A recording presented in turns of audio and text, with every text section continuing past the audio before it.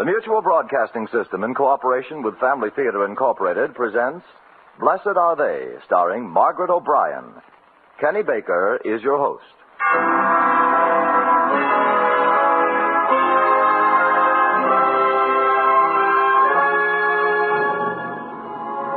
More things are wrought by prayer than this world dreams of.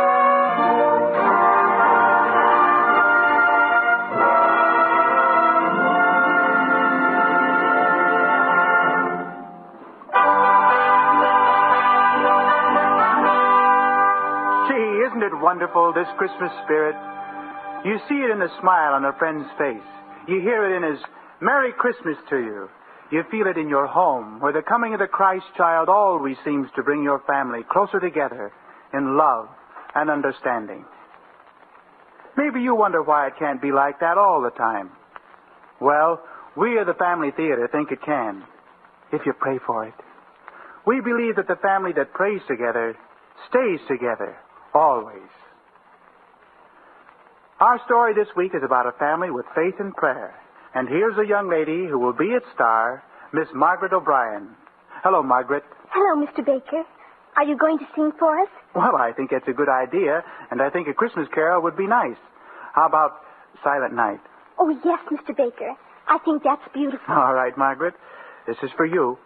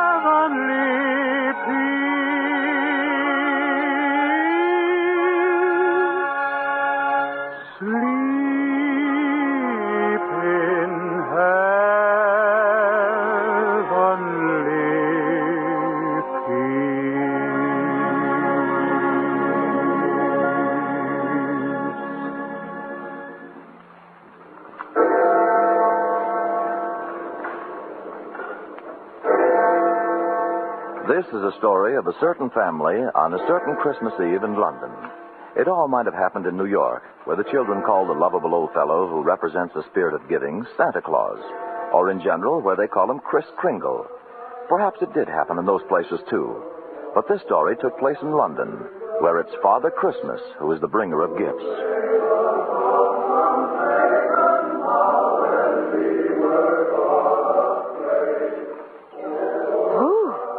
It was cold out there on the balcony, but I do love the hymns of the carolers.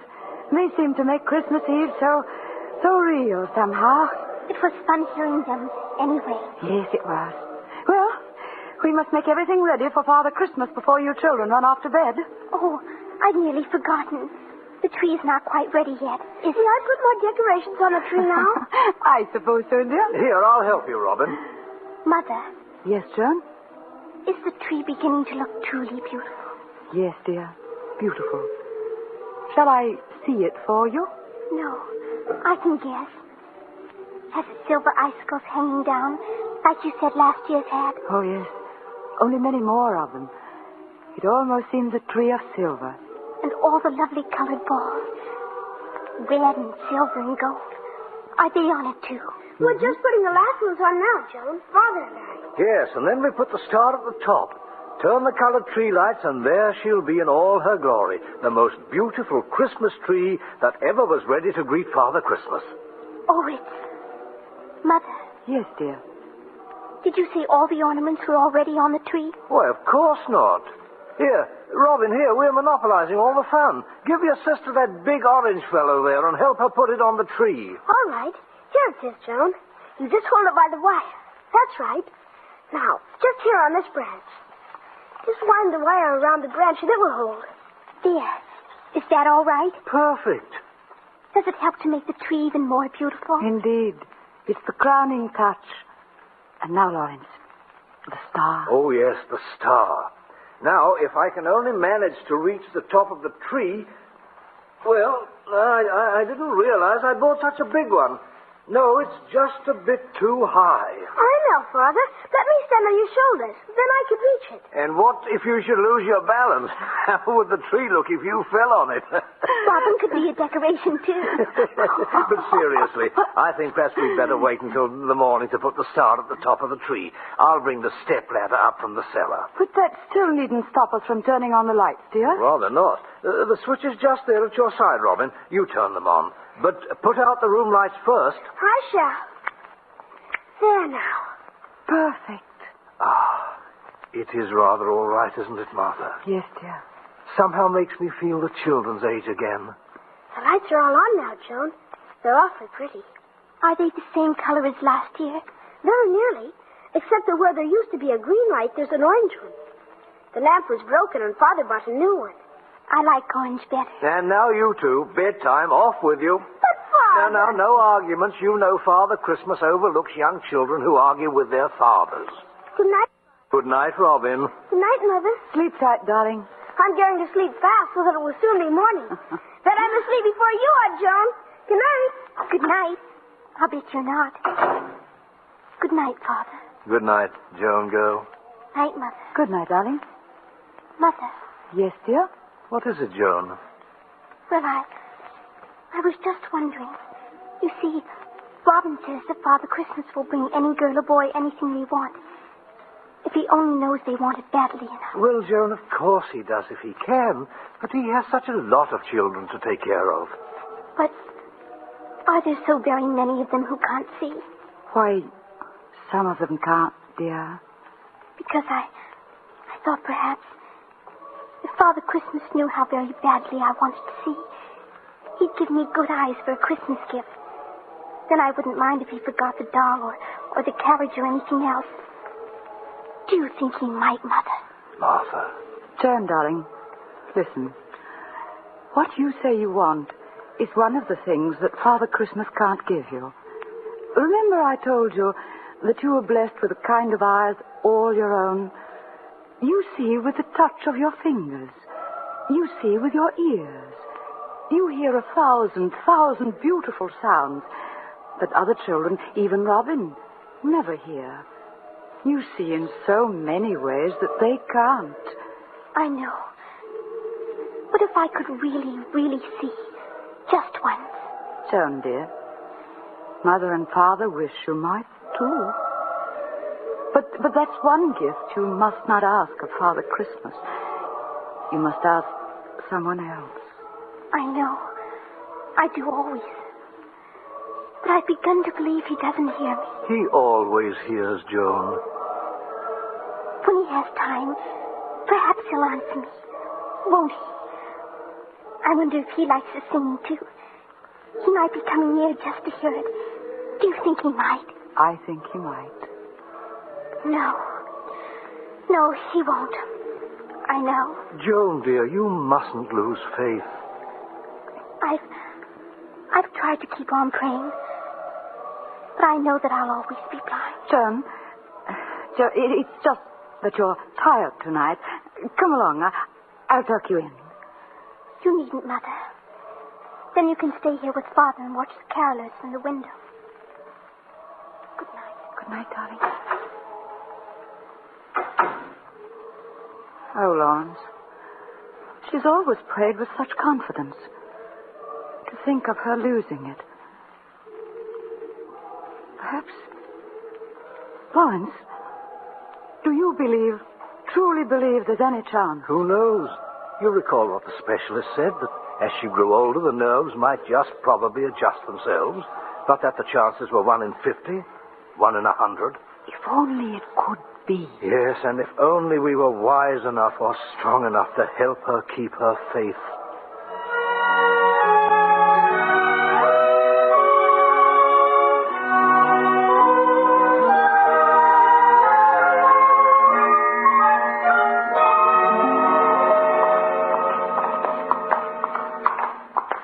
That you, Milk?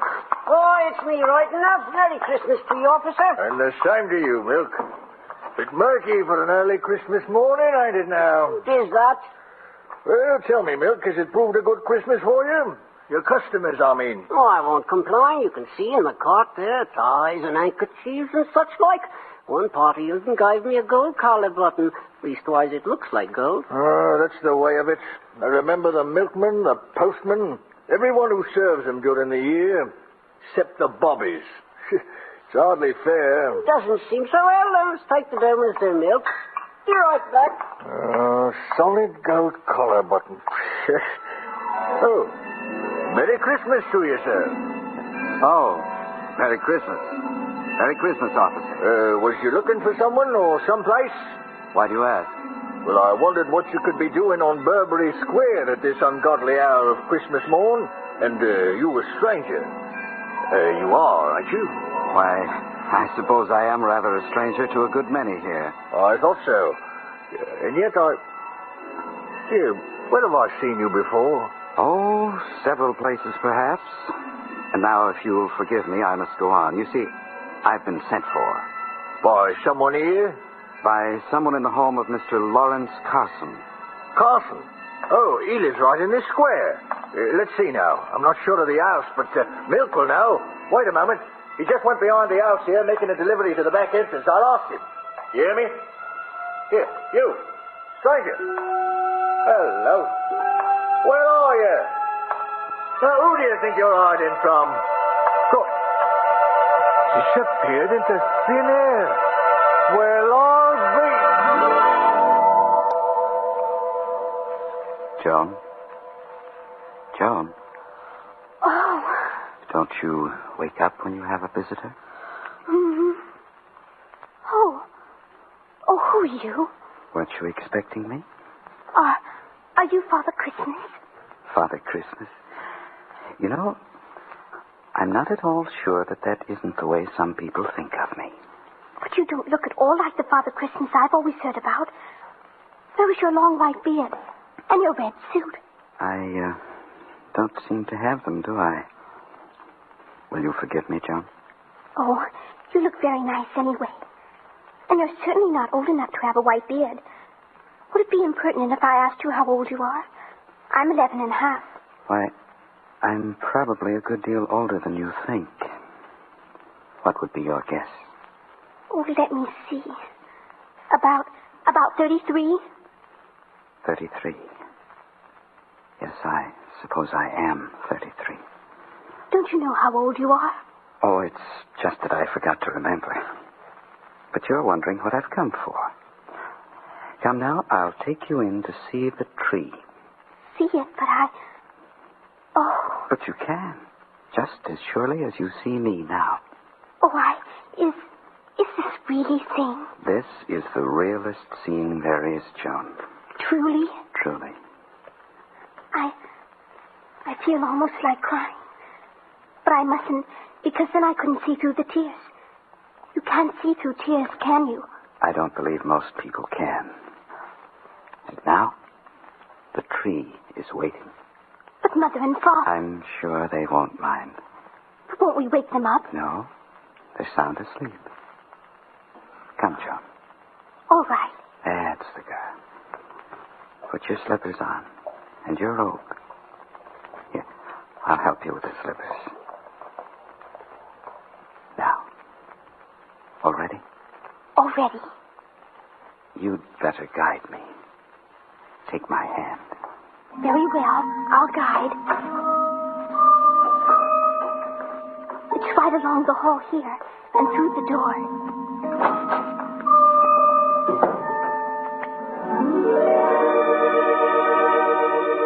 There's your tree, Joan. Lights and all. Oh. Is it as beautiful as you'd hoped? Oh, more beautiful. A million times more beautiful. Are you certain there's nothing about it that you would like changed? Changed? A light, perhaps?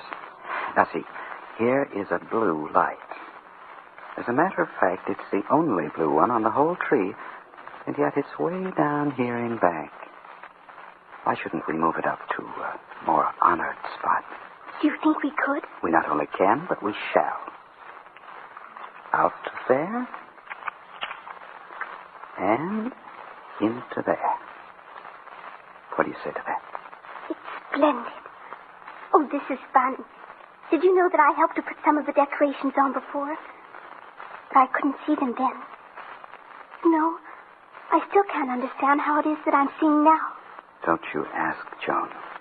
Just keep on looking. Hello, what's this? What? Oh, that must be the star at the top of the tree. Father couldn't reach it. And he planned to put it on the tree in the morning when he could bring the ladder from the cellar. That seems a lot of trouble for him. Suppose we were to do it instead. Just you and I. We do it. Why not? Now, you hold the star. There. All right. Oh, what color do you call this? And the star? Gold, Joan. It's pure gold color. Pure gold. Now, I'm going to lift you up till you're standing on my shoulders. Ready now? Up we go. Whee! Can you reach the top? Yes, I just can. I'm putting it on. Just a moment. There. Now you can let me down, please. Very well. Down it is. Oh, I say, that's a fine piece of work, Joan. Just look at it up there. Yes. It's quite the most beautiful star I've ever seen. I'm not sure that it's not the most beautiful I've ever seen. But now, back to bed. I'll carry you this time. Up you go. One last look. All right. There you are. Give those eyes of yours a great big drink. All ready. Don't forget the lights.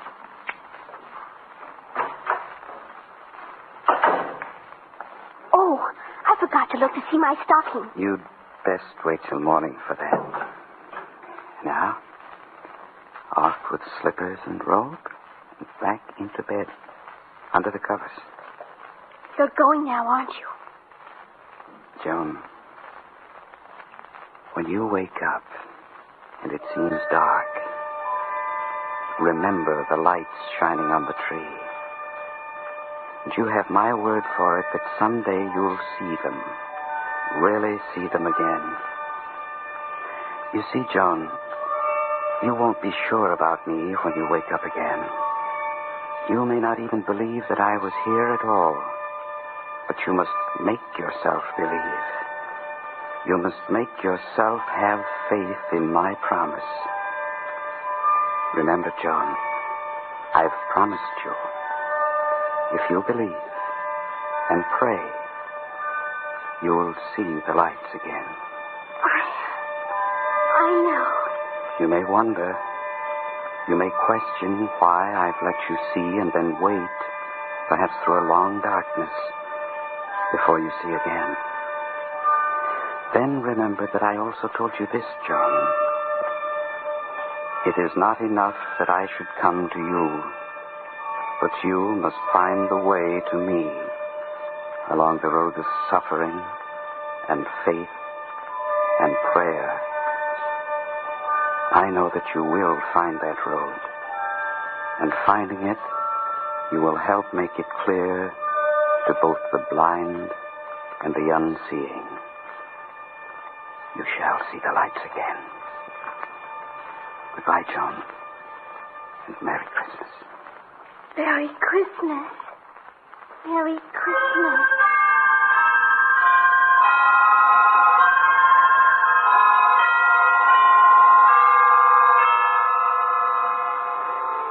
I tell you, the man simply disappeared. Here I was talking to him and just starting to go after you when he dropped out of sight, pretty as ever was. Oh, I say, that's a bit thick now, officer. He must have gone into an house or turned a corner. He didn't have time to do neither. Well, I can't be here talking about your hallucinations. I've work to do. Let's see now, 2 for the Dunham. Mighty strange, I calls it. Well, if you want to know what I calls it humbug. Oh, is that so? And what does your friend, the milkman, call humbug? You? Out of nowhere again. Where have you been? Been? Why, simply about my business. That is, mine and my father's. Business? What business could you be having at this hour? I hardly think you'd understand. Well, why wouldn't? Here, I've seen you before. I know it. Your eyes. I don't understand. Goodbye, officer. And Merry Christmas. Merry Christmas? Merry Christmas. Merry Christmas!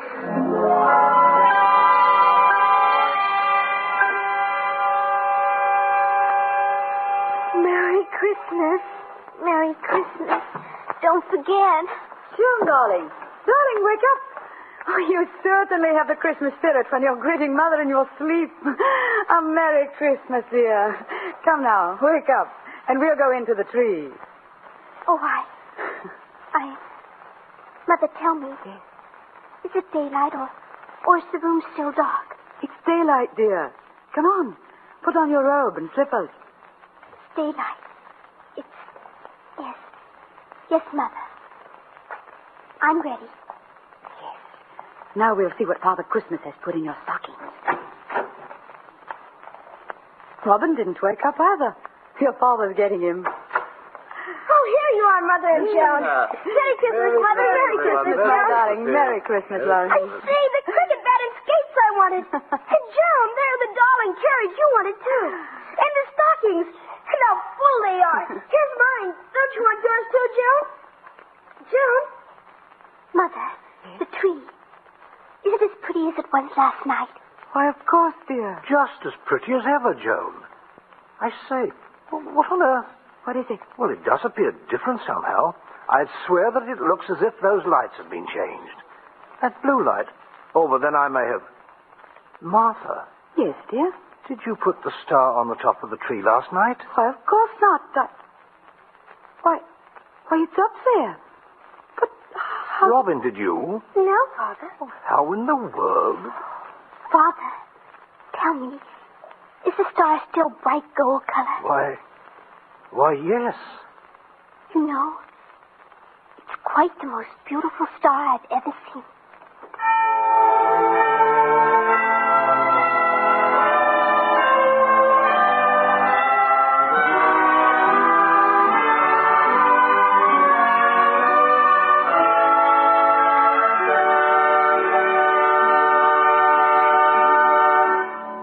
That was a beautiful Christmas story, Margaret O'Brien. I think so too, Mr. Baker. Joan was such a brave girl. Yes, she was. And do you remember what Christ said to Joan? Something she should never forget? Oh, yes. He said, "It is not enough that I should come to you, but you must find the way to me along the road of faith and prayer." Yes. Well, I can't think of a better thought on which to close, Margaret, nor of a nicer person than you to wish all our listeners a Merry Christmas. Will you? A very Merry Christmas to all of you, from all the stars of the Family Theater. Merry Christmas, Mr. Baker. Thank you, and Merry Christmas, Margaret O'Brien. Our thanks to Margaret O'Brien and Kenny Baker for their appearance, and to True Boardman for writing our play. Next week, our Family Theater stars will be John Charles Thomas and John Nesbitt in Mr. Nesbitt's narrative, Our Lady's Juggler. This is the Mutual Broadcasting System.